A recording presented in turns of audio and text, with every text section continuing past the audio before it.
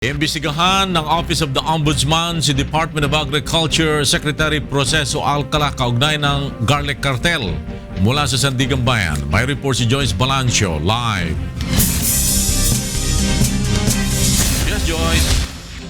Magandang tanghali sa Dr. Nagsampa na nga ang Field Investigation Office o FIO ng Office of the Ombudsman ng reklamo laban kila Department of Agriculture Secretary Proceso Alcala, ilang opisyal ng Bureau of Plant Industry o BPI at incorporators ng Vegetable Importers, Exporters and Vendors Association of the Philippines o VIEVA.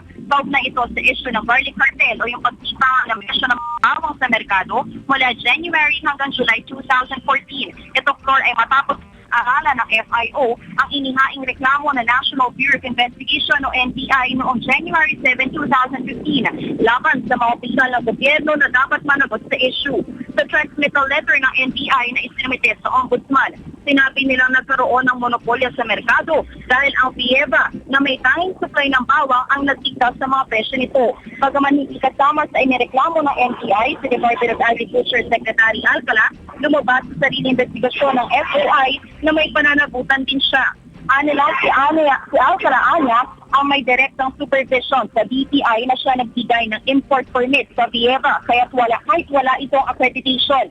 Siya rin ang nagbuo ng National Garlic Action Team na kinabibilangan ng private stakeholders na may interes sa industriya ng bawang. Dahil dito, Flor, iimbestigahan na nga ng Office of the Ombudsman sila Alcala at iba pang posibleng co-accused na dito dahil sa kanilaan niyang paglakad sa Anti-Graft and Corrupt Practices Act. Kasama ni Alcala sa BPI official Clarito Baron sa maaaring maparusahan dahil sa grave misconduct at conduct prejudicial to the best interest of service.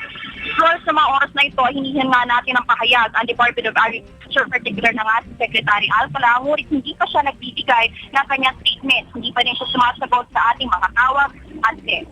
Flor? Joyce Balancio nagulat mula sa Sandigan Bayan.